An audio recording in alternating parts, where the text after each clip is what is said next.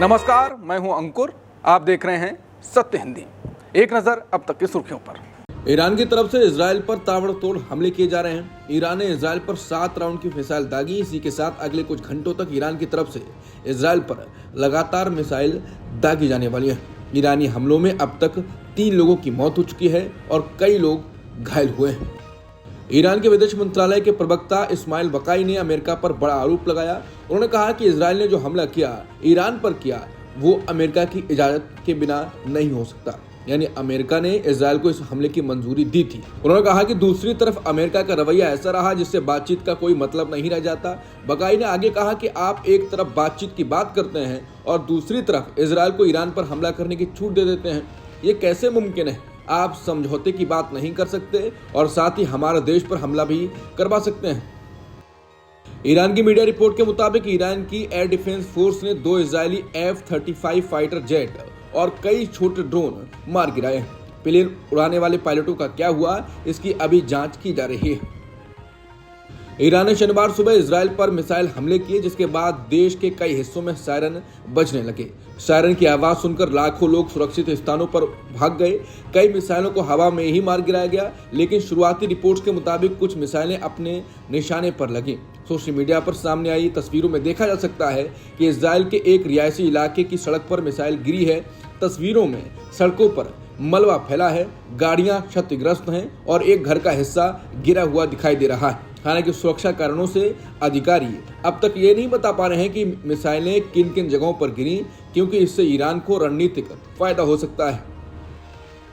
संयुक्त राष्ट्र सुरक्षा परिषद की शनिवार को हुई बैठक में चीन के दूत फू कोंग ने कहा कि इजराइल ने ईरान की संप्रभुता, सुरक्षा और क्षेत्रीय अखंडता का उल्लंघन किया है, जिसकी निंदा चीन करता है। उन्होंने कहा कि मौजूदा हालात को लेकर चीन को गहरी चिंता है, क्योंकि इससे ईरान के परमाणु समझौते पर नकारात्मक असर पड़ सकता है।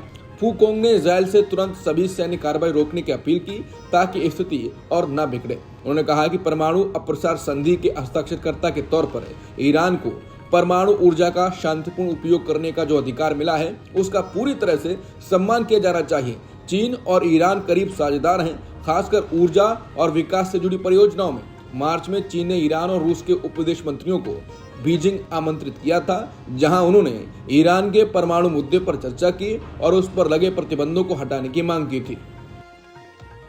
अमेरिकी ब्यूरो अधिकारी मैकॉय पिट ने कहा कि ईरान पर हमले से पहले इजराइल ने अमेरिका को इसकी जानकारी दी थी और इजराइल ने अमेरिका से कहा था कि उनकी आत्मरक्षा के लिए जरूरी है। पिट ने संयुक्त राष्ट्र सुरक्षा परिषद में कहा कि अमेरिका को इन हमलों के बारे में पहले से ही जानकारी दी गई थी, लेकिन अमेरिका की इन हमलों में कोई सैन्य भागीदारी नहीं है। हमारी सबसे बड़ी प्राथमिकता अमेरिकी नागरिकों, कर्मचारियों और सैनिकों की सुरक्षा है।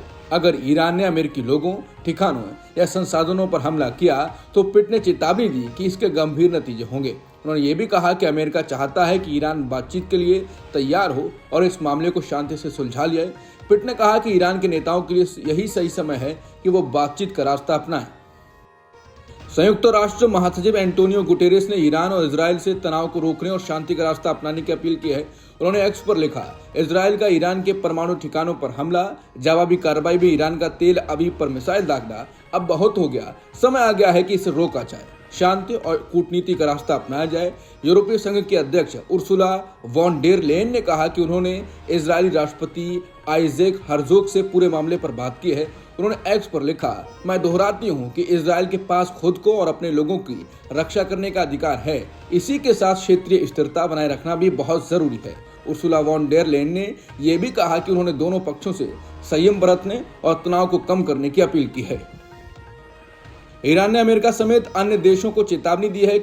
ईरान का कहना है कि जो भी देश इजराइल के साथ खड़ा है वो हमारे टारगेट पर है। हम इजराइल पर नरमी नहीं बरतेंगे, इजराइल को माकूल जवाब दिया जाएगा और जो भी देश इजराइल के समर्थन में खड़े हैं वो भी हमारे टारगेट पर हैं। ईरान की चेतावनी सीधे तौर पर अमेरिका को है। इजरायली हमले के बाद ईरान ने कहा है कि हमला उसका इरादा कमजोर नहीं कर पाए और उन्होंने तय कर लिया है कि वो न्यूक्लियर एक्टिविटीज जारी रखेंगे। ईरान के परमाणु ऊर्जा संगठन के प्रवक्ता बेहरूज कमालबंदी ने कहा कि इजराइल हमारे वैज्ञानिकों और विशेषज्ञों के हौसले को तोड़ना चाहता है, लेकिन मैं आपको भरोसा दिलाता हूं कि उनके ये हमले हमारे इरादों को कमजोर नहीं कर पाए। उल्टा इससे हमारे साथी और मजबूत हो गए हैं और उन्होंने तय कर लिया है कि वो परमाणु अप्रसार संधि के अनुच्छेद 4 के तहत अपने वैध अधिकारों के लिए आगे भी काम करते रहेंगे। उन्होंने कहा कि फिलहाल नुकसान का पूरा आकलन नहीं है, लेकिन ज्यादातर नुकसान सतही है। नतांज और फोर्दो दोनों न्यूक्लियर प्लांट जमीन के अंदर बने हुए हैं। बाहर के लोगों को घबराने की जरूरत नहीं है, अंदर थोड़ी सफाई करनी पड़ेगी, लेकिन जैसा अब तक पता चला है नुकसान सिर्फ सतह तक ही सीमित है। ईरान के वरिष्ठ नेता गालिब बाफ ने इजरायली हमले के बाद कहा कि इजरायल ने आम रिहायशी इलाकों को निशाना बनाकर ये साबित कर दिया है कि वो इंसानियत का सबसे बड़ा दुश्मन है और ईरानी जनता का सबसे खतरनाक विरोधी है। उन्होंने चेतावनी दी कि इस जालिम हमले का बहुत सख्त और ऐसा जवाब दिया जाएगा जिसे वो जिंदगी भर याद रखेंगे। अब बदले का समय है और ये बदला किसी भी तरह से लिया जाएगा, हर साधन से लिया जाएगा। उन्होंने साफ कहा कि हम उन्हें छोड़ेंगे नहीं, उन्हें जबरदस्त चोट दी जाएगी। कहानी उन्होंने शुरू की थी, लेकिन इसका अंत हम करेंगे। इजराइल ने ईरान पर बड़ा हमला किया है। इसके बाद अब अमेरिकी राष्ट्रपति ट्रंप ने ईरान को सीधे चुनौती दे दी है। उन्होंने कहा कि मैंने ईरान को बार बार मौका दिया कि वो हमारे साथ समझौता करें। मैंने उन्हें साफ साफ और सख्त शब्दों में कहा कि बस कर लो, लेकिन चाहे उन्होंने जितनी भी कोशिश की वो कर नहीं पाए। मैंने उन्हें पहले ही चेतावनी दी थी कि अगर उन्होंने समझौता नहीं किया तो अंजाम बहुत बुरा होगा, जितना उन्होंने कभी सोचा भी नहीं होगा। अमेरिका के पास दुनिया का सबसे ताकतवर और घातक हथियार है और इजराइल के पास भी ऐसे ही हथियार हैं और वो उन्हें इस्तेमाल करना जानते हैं। ईरान के कुछ कट्टरपंथी नेता बहादुरी की बातें करते थे, लेकिन उन्हें पता नहीं था कि आगे क्या होने वाला है। अब वो सब मारे जा चुके हैं और हालात और भी बिगड़ेंगे। पहले ही बहुत तबाही हो चुकी है, लेकिन अभी भी वक्त है कि इस खूनी खेल को रोका जा सकता है। अगर ईरान ने अब भी समझौता नहीं किया तो कुछ भी नहीं बचेगा। वो ईरानी साम्राज्य भी नहीं जिसका कभी नाम हुआ करता था। अब और तबाही नहीं चाहिए, बस समझौता कर लो, इससे पहले कि बहुत देर हो जाए। भगवान आप सबका भला करे। जम्मू कश्मीर के मुख्यमंत्री उमर अब्दुल्ला ने ईरान के खिलाफ इजरायल की सैन्य कार्रवाई पर अंतर्राष्ट्रीय समुदाय की चुप्पी की आलोचना की। उन्होंने कहा कि इसका हम पर बहुत असर पड़ेगा। इसका असर हमारी फ्यूल की कीमतों, स्टॉक मार्केट और पश्चिम की ओर जाने वाली उड़ानों पर पड़ेगा, लेकिन इससे भी ज्यादा इसका असर लोगों की भावनाओं पर पड़ेगा। जम्मू कश्मीर के सीएम ने मीडिया से बातचीत में कहा, जहां तक मुझे पता है ईरान ने इस हमले के लिए इजरायल को कोई कारण नहीं दिया था। इजरायल ने इसे एक पूर्व आक्रमण बताकर एक देश पर युद्ध छेड़ दिया। इजरायल ने वही किया जो रूस ने यूक्रेन में किया। मुख्यमंत्री उमर अब्दुल्ला इतने पर ही नहीं रुके, उन्होंने कहा कि इससे हालात और भी ज्यादा खराब होंगे, इसका हम पर असर पड़ेगा। अब तक की खबरों में इतना ही। बाकी खबरों के लिए बने रहिए सत्यहिंदी.com के साथ।